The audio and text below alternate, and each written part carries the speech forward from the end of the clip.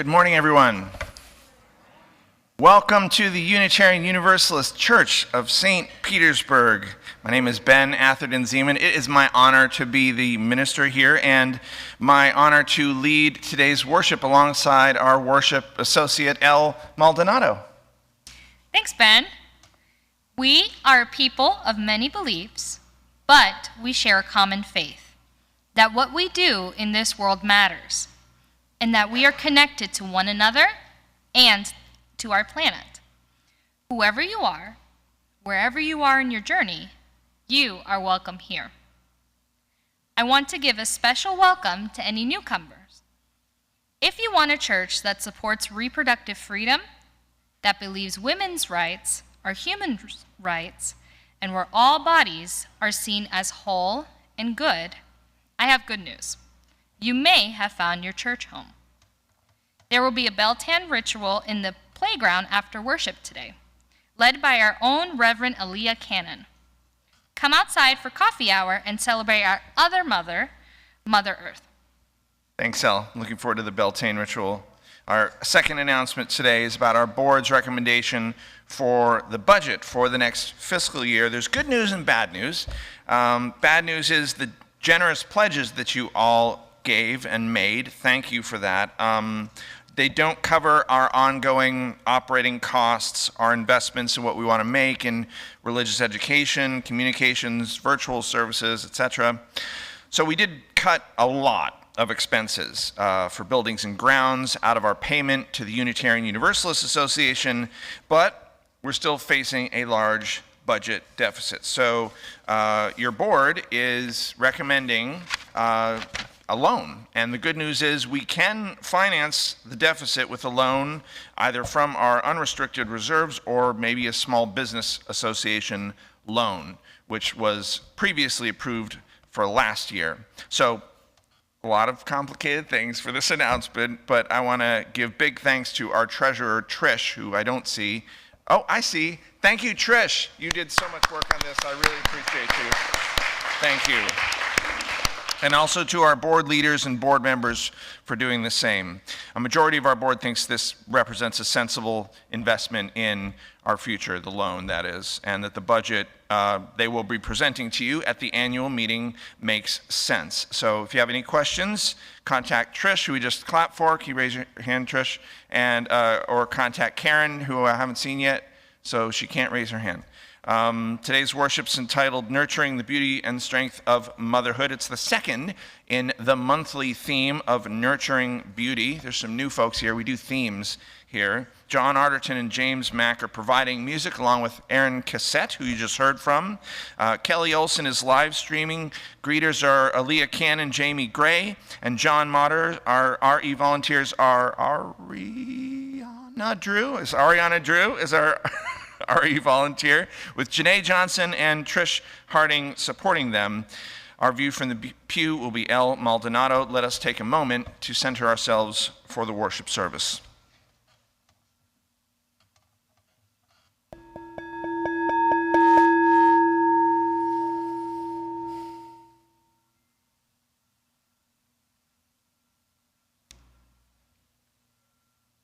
Our flaming chalice is the symbol of Unitarian Universalism.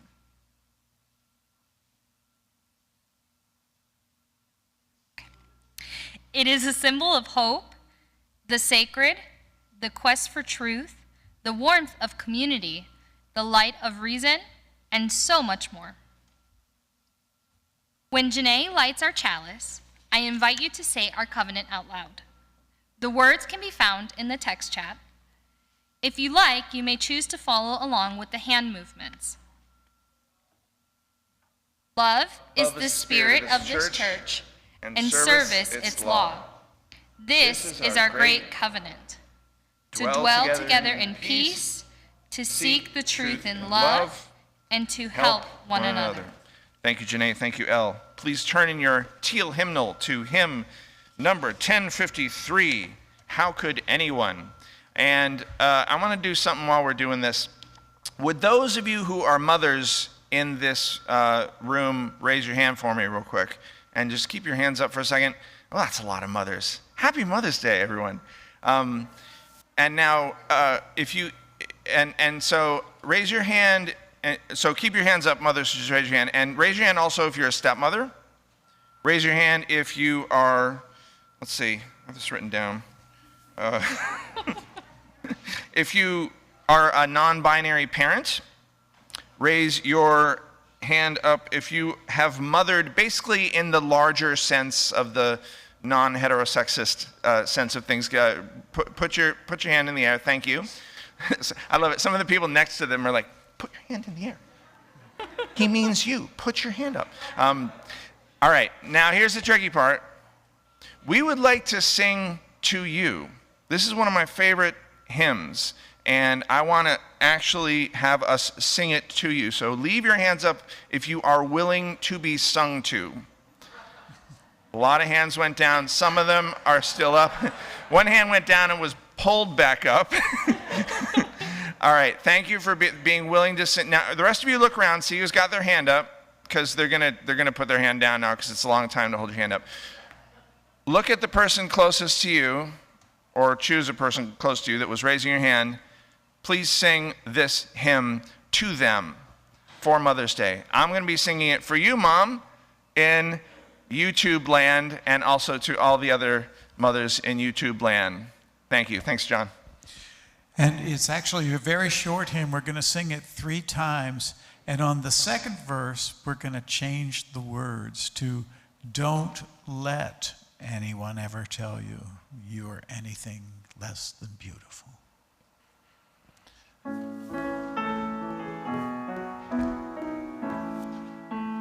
How could anyone ever tell you you were anything less than beautiful? How could anyone ever tell you you were less than whole? How could anyone fail to notice that your loving is a miracle? How deeply you're connected to my soul. Don't let anyone ever tell you you were anything less than beautiful. How could anyone ever tell you you were less than whole? How could anyone fail to notice that your loving is a miracle? How deeply you're connected to my soul.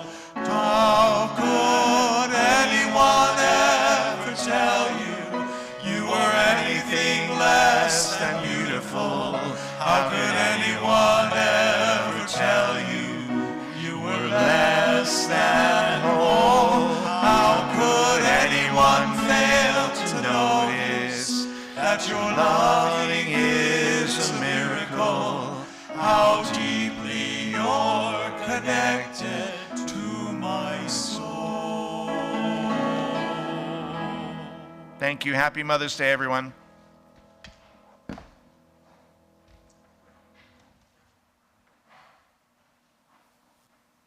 We now come to the time in our worship service for joys, sorrows, and concerns. And those of you on YouTube Live, please type your joys and sorrows into the text chat. Those of you here in the sanctuary, hopefully you have found cards in the pew in front of you. You can write your joys, sorrows, and concerns on those cards and pass them forward. Does anyone have a card? Oh, there's one. Could someone bring the card up and if you could give it to L for me, because I got the last card. Any other cards? Okay, thanks, James. There's one other card behind James. I'll say you get both of them, L, I guess.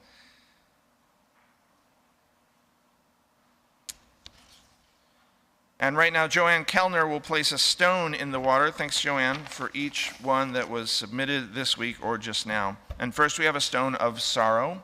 It's from Gregory Mize. Greg was abused by his mother as a child. So as a result, Mother's Day is not a day of celebration for him or for many others. Oh, you were supposed to do that one. Okay. Yeah, now you do one. I can do one of these. This one is a stone of joy for Trish Birch. Trish and her Sheltie Maybelline were chosen to be on the St. Pete Dog Club team at the statewide agility competition in June. What? A stone of concern from Elle. Elle's grandmother suffered a stroke this week. A stone of concern for Jeannie Volpe. She participated in an event to encourage dog adoption, and the event did not go well. Stone of concern from Ruby Atwood, who is trying to land a safe place to call home for her cat and herself at a price she can afford in time to be out of her current home. Ruby says, I'm making progress and shining a light on continued progress. And a stone of joy from Aiden, and it just says for his family. Stone from Rob McCabe, who says this is a stone of both joy and sorrow. He says, I was elected the first openly queer poet laureate of Gulfport, Florida. Congratulations, poet laureate. Planning a group of events for GLBTQ IA Plus Month in June. The Blueberry Patch on June 5th at 3 o'clock. And we'll place a final, you have one more. You don't have one more. We'll place a final stone in the bowl for those joys, sorrows, and concerns that remain in our hearts, perhaps too tender to be spoken yet out loud. And let's take a moment of silence together.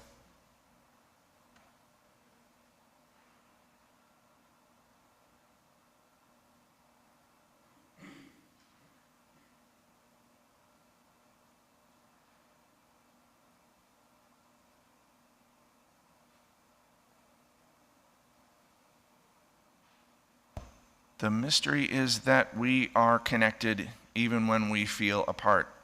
So let us rejoice in the beloved community that makes of the many one. So may it be. I'd like to invite the children to come forward at this time for our time for all ages. If children could sit in the first couple rows, that would be great. Are there any more? Oh, here comes one. Great. Wonderful. And the rest of us are children at heart. And one more coming. Yay. Well, this song that we're going to sing was actually written by UU minister Fred Small. He's also a very well-known folk singer. And this song has been sung thousands and thousands of times. A lot of parents have taught their children to sing this song, and a lot of children have learned the song and taught it to their parents to sing around the time when we all go to bed at night. It's kind of a lullaby.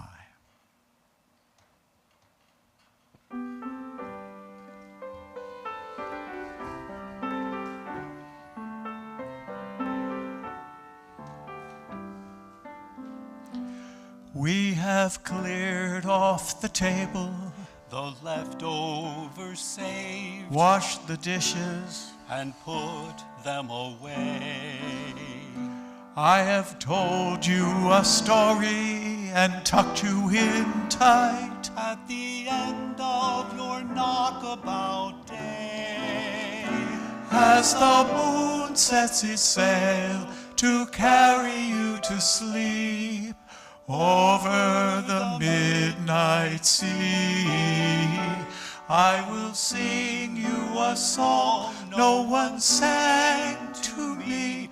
May it keep you good company. You can be anybody that you want to be. You can love whomever you will. You can travel any country where your heart leads, and know I will love you still. You can live by yourself. You can gather friends around. You can choose one special one. one. And the only measure of your words and your deeds will be the love you leave behind when you're gone. Some girls grow up strong and bold. Some boys are quiet and kind. Some race on ahead, some follow behind, some go in their own way and time. Some women love women, And some men love men, some raise children, and some never do. You can dream all the day, never reaching the end of everything possible for you. Don't be rattled by names, By taunts or games, but seek out spirits true. If you give your friends the best part of yourself, they will give the same back to you. You can be anybody that you want to be. You can love whomever you will. You can travel any country where your heart leads, and know I will love you still. You can live by yourself. You can gather friends around. You can choose one special one. And the only measure of your words and your deeds will be the love you leave behind when you're gone. Oh, the love you leave behind when you're gone.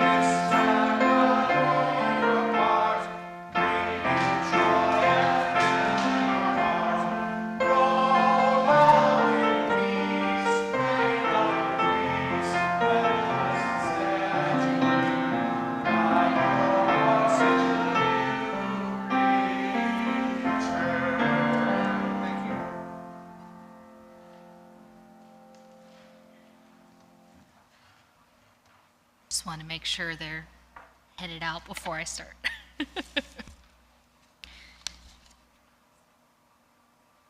I'll be reading a Mother's Day proclamation by Julia Ward Howe.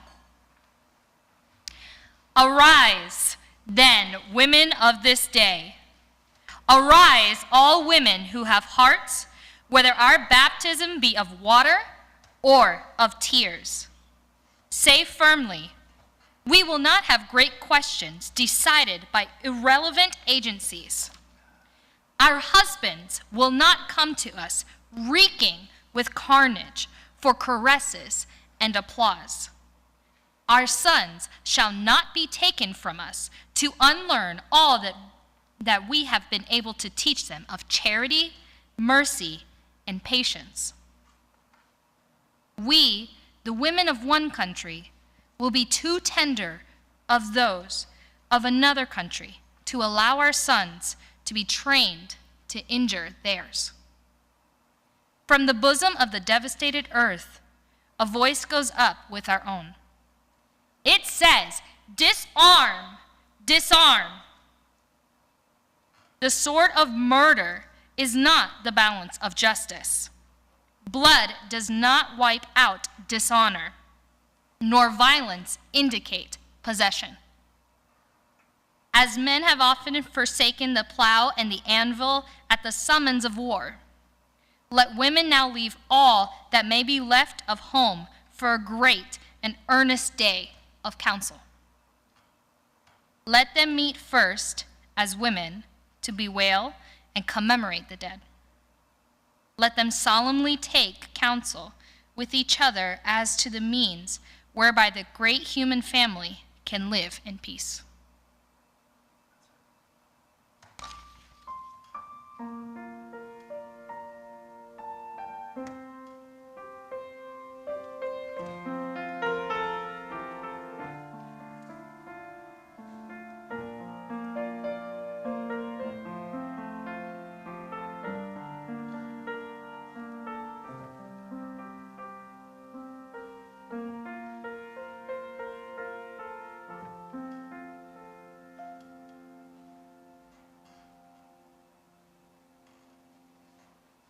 And now I've written something to share with you all.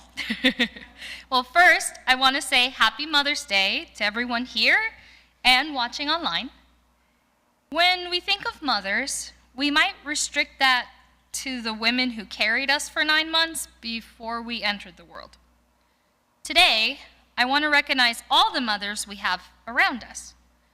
Those who have helped raise children in their family, mentors, grandmothers, aunts, and teachers. If any of these categories apply to you, I want you to know that we see the good you do for the people around you, and your actions are not unappreciated. I also want to take a moment to address those who are grieving this Mother's Day. Perhaps you are struggling with infertility. I have known that struggle all too well for a while now. I empathize with your journey, and please know you're not alone. While I wish I could grant your wish like a genie in a bottle, what I can offer you is lots of love and baby dust. Whether today is a day of celebration or grieving for you, I send you all my love. Take time today to recognize the motherly people in your life and those who may be a mother to you, even if not in the traditional sense. Your love, kindness, and care are appreciated. Thank you.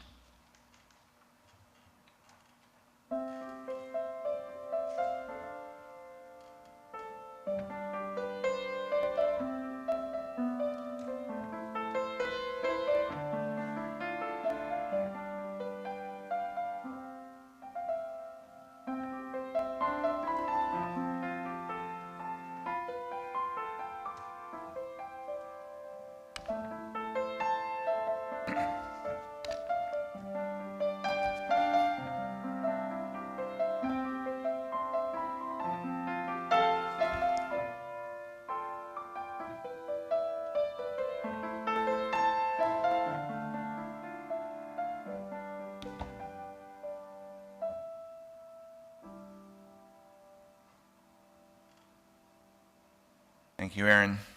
Thank you, Elle. Mother's Day is a complicated day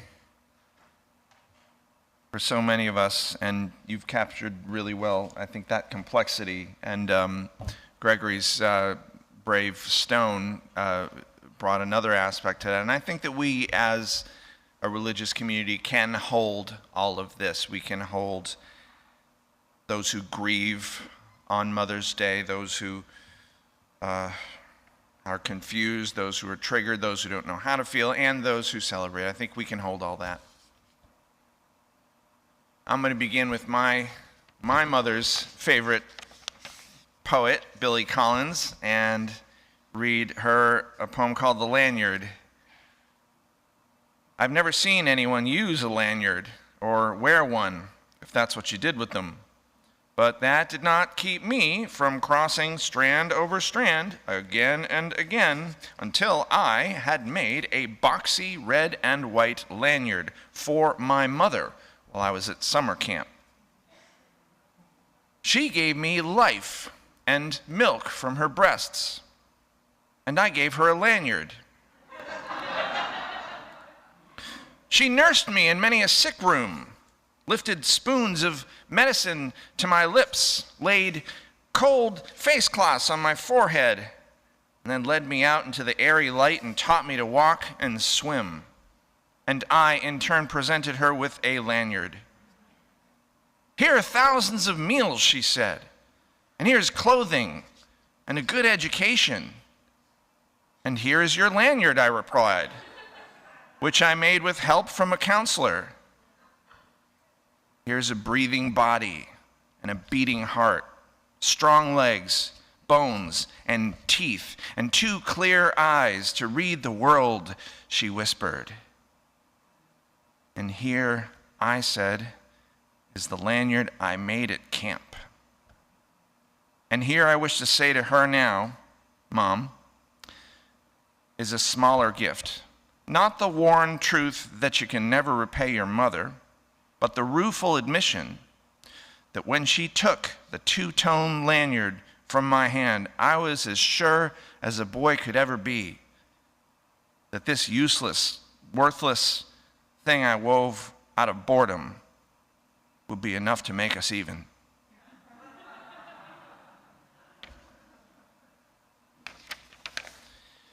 I'm 55 years old, but I've known my mother for 56 years.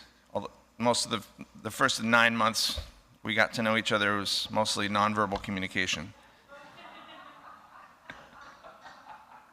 So Mom, in YouTube land, you carried me in your body for those 9 months, and you carried me in so many other ways after that.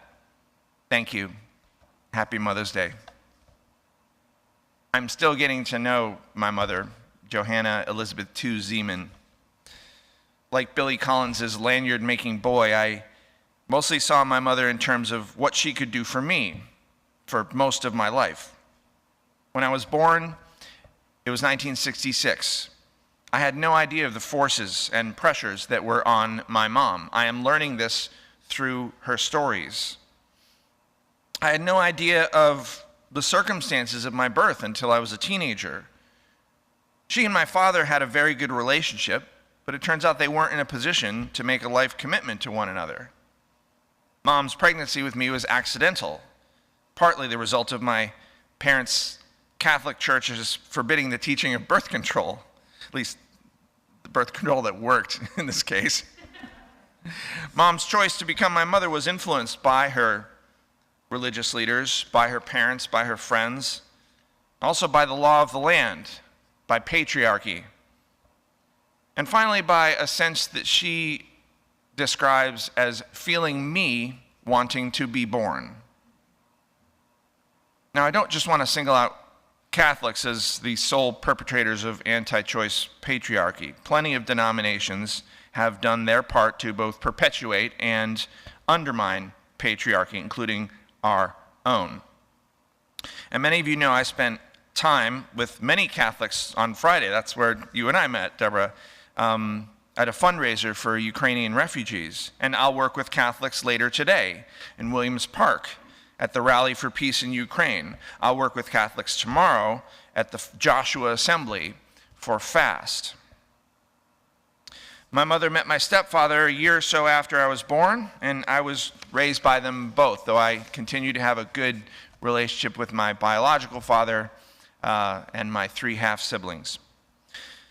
A few years after I was born, there was a young attorney named Sarah Weddington who successfully argued for a woman's right to choose abortion, which resulted in the 1973 Roe v. Wade decision. Since that decision, anti-choice forces, including many religious leaders, have chipped away at women's bodily autonomy, making abortion services more and more difficult to obtain for poor women, BIPOC women, undocumented women, LGBTQIA+, and non-binary people who need abortions.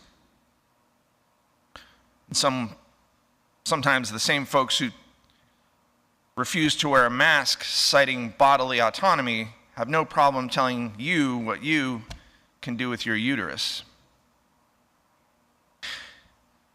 Let me be clear. The magnificence of motherhood from my mother and all who raised your hand, the ability to give birth should not be controlled by the Supreme Court, should not be controlled by the government, not be controlled by religious leaders, not be controlled by men. My mother's religious leaders should have listened to her, supported her as she made that decision, not shamed her and lobbied her towards a particular outcome. As you put it, James, in your Facebook posts, men shouldn't make laws about women's bodies. Our Unitarian Universalist faith affirms that all of our bodies are sacred and that we are all endowed with the twin gifts of agency and conscience. Each of us should have the power to decide what does and doesn't happen to our bodies at every moment of our lives, because consent and bodily autonomy are holy. And when disparities in resources or freedoms make it more difficult for certain groups of people to exercise their autonomy over their bodies, our faith compels us to take liberatory action. I got to take some of that liberatory action when I first moved here. And according to Edna, I'll have another chance next week. I'll come back to that. But when I first moved here, worship was virtual. No one was in the pews. So the St. Pete Women's March, where I met many of you for the first time, and I met you, Liz, at your house, that was one of the first times I got to meet you in person. It was one of the first times I got to do in-person ministry. I got to be that religious leader that I wish my mom had, publicly advocating for reproductive freedom, publicly being a visible pro-choice minister. Remember the signs that day? There were all these creative signs, and I saw one that said, "Keep your religion out of my uterus." So I dutifully made a corresponding sign, since I was dressed in clerical garb, that said, "Keeping my religion out of your uterus."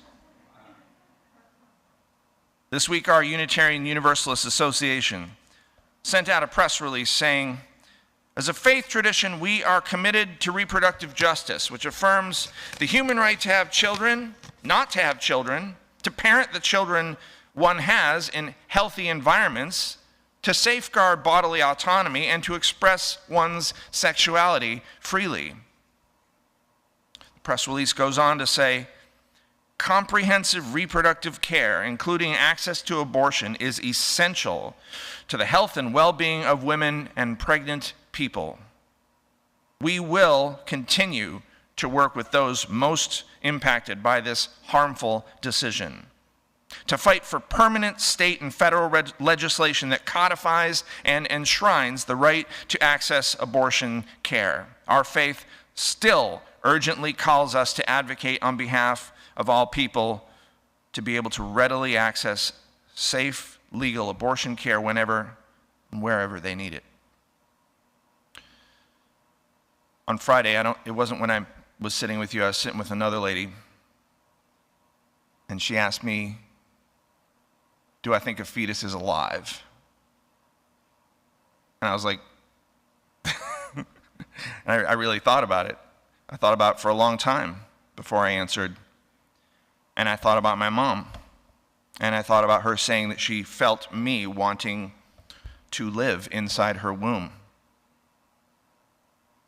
So finally I said, "That's a good question. And I don't know. But I do know that a woman should control her own body. And I do know that religious leaders like me should support her during a difficult time like that, not tell her what to do." My mom used to read the Julia Ward Howe speech, much like Elle did, kind of yelling, "Arise, women of the day!" She really gets into it. I'm not sure if my mom knows of Anna Jarvis. Anyone here have heard of Anna Jarvis? Okay, so teaching you something new today. So Anna Jarvis, before the Julia Ward Howe Proclamation, she came up with version of Mother's Day celebrated on the second Sunday of May in 1908. And according to my UU minister colleague Dan Schatz, Jarvis hated the sentimental Mother's Day that it became. She detested the greeting card and floral industries. Jarvis called it Mother's Work Day. And she organized women to work for better sanitation, public health, childcare. And a few years later, suffragist Ruth Hannah McCormick. Anyone? Ruth Hannah McCormick? No? Ruth Hannah McCormick lobbied for an early May celebration of Women's Independence Day in recognition of the right and necessity that the women of the United States should become citizens in fact as well as in name. In other words, be able to vote. Now, Woodrow Wilson, who was so deeply opposed to even giving women, he didn't even want to meet with any suffragists. He definitely was opposed to women's right to vote. So he responded by making Mother's Day official as a day to honor mothers with all of the sentimentality and none of the substance its creators desired. Now, Dan Schatz, whose music video I shared on our Facebook group yesterday, Schatz says, it's not wrong by any means to honor those who have been mothers to us on this day, but he says it's also important to remember the rest of this day's meaning so that we also can work for justice and lift up all women, all parents, all families, all human beings. I talked in my weekly video about the Supreme Court, the news out of the Supreme Court this week. I talked about how discouraging it's been for so many of us, including me. I said, please call me if you want to talk about this. And I also have no genie in the bottle. I have no easy fix for this, but I have a growing sense of urgency. In the video I said I'm feeling many things. I think I said sad, I'm feeling angry, and I'm feeling discouraged. And then right after I recorded it, this happens a lot in my video, I'm like, oh, I should have said this. And because the other thing is determination. I'm feeling determined because our role as a pro-choice religious community is crucial right now. Edna, thank you for sharing that link for the Planned Parenthood rallies next Saturday. Right now there's one scheduled in Tampa. I'll cross the bridge if I need to, but I have a feeling that by next Saturday there will be one here in St. Pete. Wherever it is, I will go there with you, with any of you who wants to go. I will bring this banner and we can walk behind this banner, a proud pro-choice religious community. Let's try not to lose hope. Anyone hear the Gloria Steinem interview this week on NPR? Yeah. Steinem, she said about how deep change is like a tree, right? It grows not from the top, from Congress and from leaders. It grows from the bottom, from the day-to-day activism of those like us. And Steinem advised her listeners to refuse to be intimidated, get the wording on this, by the protestations of a losing minority. That makes me feel a little better. We can do this. Let's do this. Let's do this together. Let's build a better future for those who come after us. I almost just openly wept at my favorite line in my favorite song. You can dream all the day, never reaching the end of everything possible for you. Let's work for a world where every child is a wanted child, where every mother's strength, beauty, and intelligence are seen, are valued, are appreciated. So mothers here in the sanctuary, and my mother and other mothers online, how could anyone ever tell you you are anything less than beautiful? Mothers here and online, I will work beside you to ensure continued reproductive freedom for all, to ensure an end to patriarchy, to bring about our vision of a just, interconnected, beloved community. How could anyone ever tell you you were less than whole? How could anyone fail to notice that your loving is a miracle? how deeply you're connected to my soul. Happy Mother's Day, Mom. Amen. Ashe. Blessed be.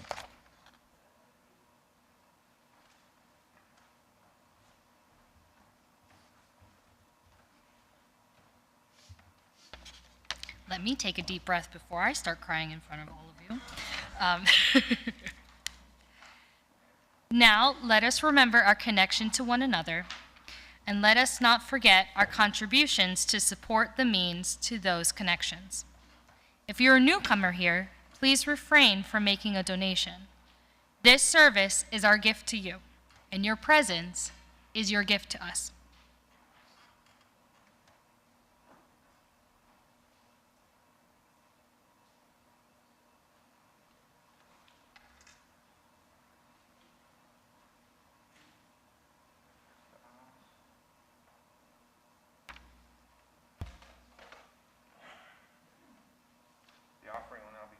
Yes, the offering will now be given and received.